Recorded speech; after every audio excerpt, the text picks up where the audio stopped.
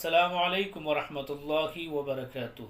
मैं मौलाना मुश्ताक अली आप लोगों की खिदमत में हाज़िर हुआ हूँ नूरानी कायदे की एक नई क्लास के साथ। कुरान मजीद की क्लास में हमारे तमाम स्टूडेंट्स का इस्तकबाल है, खैर मकदम है, खुशामदीद है। आपको पता ही है कुरान करीम के सीखने सिखाने का सिलसिला अल्हम्दुलिल्लाह हमारा चल रहा है। 18 तख्तियाँ हमारी अल्हम्दुलिल्लाह कंप्लीट हो चुकी है।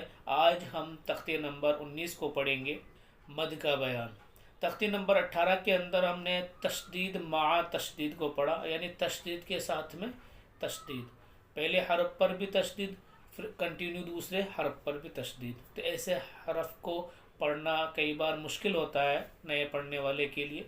अगर आपने नहीं देखा ये वाला सबक तो आप तख्ती नंबर 18 को, पार्ट नंबर 18 को जाकर देख सकते हैं और समझ सकते हैं कि तशदीद के बाद तशदीद वाला हर्फ कैसे पढ़ा जाता है। आज हम पढ़ेंगे मद का बयान। आपने हुरूफ मद्दा तो पढ़े थे तख्ती नंबर 4 के अंदर, पार्ट नंबर 4 के अंदर हमने पढ़ा है हुरूफ मद्दा 3 होते हैं, अलिफ मद्दा, या मद्दा, वाव मद्दा।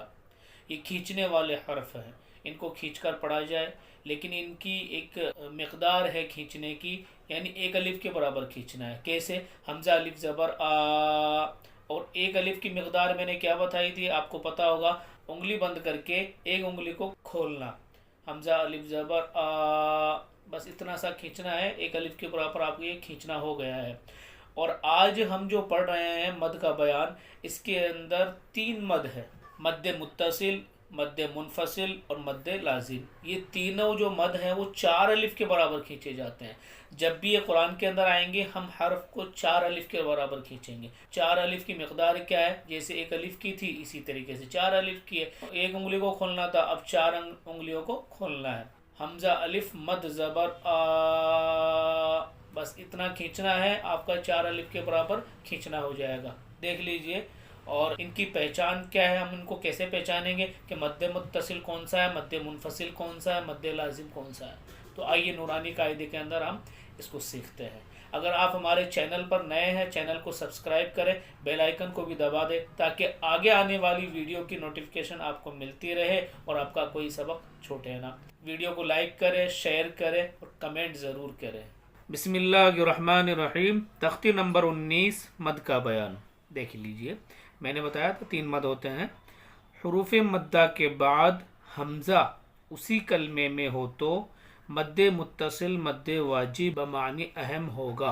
एक बार पढ़ लेते हैं हम, फिर उसके बाद समझते हैं। दूसरा मद, हुरूफ मद्दा के बाद अगर हमज़ा दूसरे कलमे में हो तो मद्दे मुनफसिल मद्दे जायज़ होगा। नंबर 3, हुरूफ मद्दा के बाद वाले हर्फ पर अगर जज्म या तशदीद हो तो मद्दे लाजिम होगा।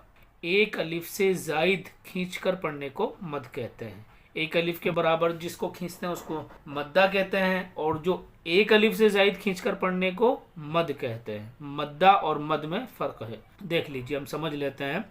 हुरूफ मद्दा के बाद हमज़ा उसी कलमे में हो तो, यानी हुरूफ मद्दा, आपको पता है हुरूफ मद्दा 3 है, अलिफ मद्दा, या मद्दा, वाव मद्दा। अगर हुरूफ मद्दा अगर कोई नहीं जानता है तो तख्ती नंबर 4 नूरानी कायदा पार्ट नंबर 4 के अंदर जाकर देख सकता है हुरूफ मद्दा किसको कहते हैं और कितने हैं।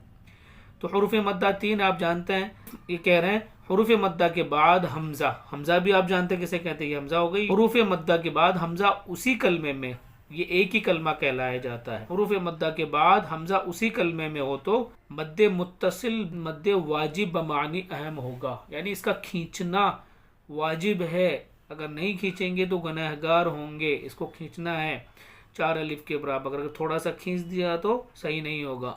हुरूफ मद्दा के बाद हमज़ा उसी कलमे में हो तो मद्दे मुत्तसिल होगा, यानी जैसे अलिफ के बाद में ये हमज़ा उसी कलमे में आ गई, ये एक ही कलमा है तो मद्दे मुत्तसिल होगा। यानी अलिफ हो चाहे या मद्दा हो चाहे वाव मद्दा हो, तो हुरूफ मद्दा के बाद हैंड टू हैंड अगर हमज़ा आ जाती है तो हमेशा मद्दे मुत्तसिल बोलेंगे उसको। देखिए यहाँ पर या मद्दा है, उसके बाद हैंड टू हैंड हमज़ा आ गई तो ये मद्दे मुत्तसिल होगा। यहाँ पर वाव मद्दा है तो यहाँ पर हमज़ा हैंड टू हैंड उसके बाद ही आ गई है तो इसको मद्दे मुत्तसिल बोलेंगे। मद्दे मुत्तसिल आप समझ गए होंगे। हुरूफ मद्दा के बाद हमज़ा उसी कलमे में हो तो मद्दे मुत्तसिल मद्दे वाजिब बमानी अहम होगा। اب دیکھ لیجئے مد منفصل، حروف مدہ کے بعد اگر حمزہ دوسرے کلمے میں ہو تو یہاں اسی کلمے میں تھی حمزہ، اب بول رہے ہیں کہ حمزہ حروف مدہ کے بعد ہی ہے تینوں کے اندر، لیکن اس کے اندر تو اسی کلمے میں ہو حمزہ، اس کے اندر دوسرے کلمے میں ہو تو یہ فی ایک کلمہ الگ ہو گیا، امرینا کلمہ الگ ہو گیا. تو یہاں پر حروف مدہ کے بعد حمزہ دوسرے کلمے میں ہے تو مد منفصل ہوگا. یہاں حروف مدہ کے بعد حمزہ دوسرے کلمے میں ہے تو یہاں مد منفصل ہوگا اس کے اندر بھی. تو آپ مد منفصل بھی سمجھ گئے ہوں گے. مد لازم دیکھ لیجئے، حروف مدہ کے بعد حمزہ دوسرے کلمے میں ہو تو منفصل مد جائز ہوگا. حروف مدہ کے بعد والے حرف پر اگر جزم یا تشدید ہو تو مد لازم ہوگا. حروف مدہ کے بعد والے حرف پر یا تو جزم ہونا یا تشدید کا ہونا ضروری ہے. دیکھ لیجئے یہ حروف مدہ کے بعد تشدید آ رہی ہے، جب بھی حروف مدہ کے بعد جزم یا تشدید آئے گی تو وہاں کیا ہوگا؟ مد لازم، یعنی اس مد کو کھینچنا ضروری ہے. تو آپ سمجھ گئے ہوں گے. دیکھ لیجئے ہم اس کی ہجے کر لیتے ہیں. مد متصل جیم الف مد زبر جا، اس کی ہجے کیسے کریں گے؟ جیم الف مد زبر جا، حمزہ زبر آ، جا، سین یا مد زیر سی، حمزہ تا زبر ات، سی ات، سین واو مد پیش سو، سین واو مد پیش سو،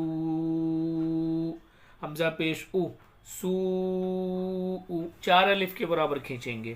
مد منفصل فا یا مد زیر فی، حمزہ میم زبر ام، فی ام، را زیر ری، فی امری، نون الف زبر نا، فی امرنا، لام الف مد زبر لا، حمزہ زیر ای، لا ای، لام کھڑا زبر لا، لا الہ، ہا زبر ہا، لا الہ، حمزہ نون زیر ان، نون الف مد زبر نا، اننا،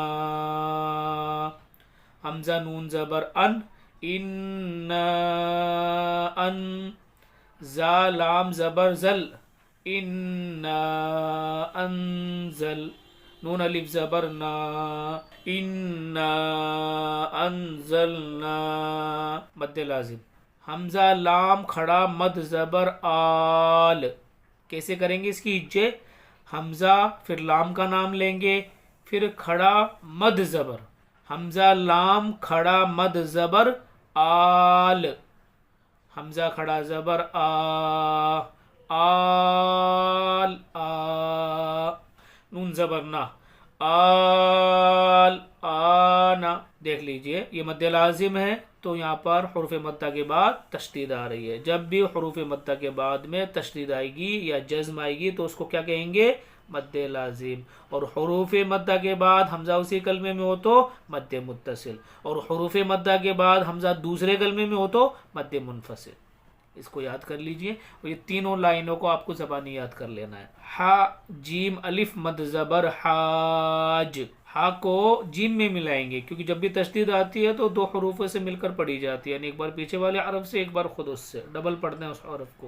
ہا جیم الف مد زبر حاج، جیم واو پیش جو، حاجو، حاجو، کاف زبر کا، حاجو کا، واو صاد زبر وس، صاد فا کھڑا مد زبر صاف، وصاف. اس کی ہجے بھی تھوڑی مشکل ہوتی ہے، اس کو بھی سمجھ لیجئے. دیکھ لیجئے واو صاد زبر وس، صاد فا، صاد کو فا میں ملائیں گے کیونکہ فا پہ تشدید ہے تو 2 بار پڑھیں گے، ایک بار پیچھے والے حرف سے ملا کر اور ایک بار خود اس سے، اس لیے صاد میں ملائیں گے. دیکھ لیجئے صاد فا کھڑا مد زبر صاف، وصاف، فا کھڑا زبر فا، وصافا، تا زیر تی، وصافاتی، تو ناظرین امید کرتا ہوں آپ کو تختی نمبر 19 مد کا بیان سمجھ میں آیا ہوگا. اگر نہیں سمجھ میں آتا ہے، کوئی دقت ہے، تو آپ کمنٹ باکس میں کمنٹ کیجئے، آپ کو سمجھایا جائے گا انشاءاللہ. ویڈیو کو لائک کریں، کمنٹ ضرور کریں اور شیئر کریں. آپ کے شیئر کرنے سے اگر کوئی قرآن کریم پڑھنا سیکھ جاتا ہے تو اس کا ثواب آپ کو ملے گا. چینل پر اگر نئے ہیں چینل کو سبسکرائب ضرور کریں. ملتے ہیں پھر اگلی ویڈیو میں تختی نمبر 20 کے ساتھ. تب تک کے لیے مجھے دعاؤں میں یاد رکھیے گا. السلام علیکم ورحمۃ اللہ وبرکاتہ.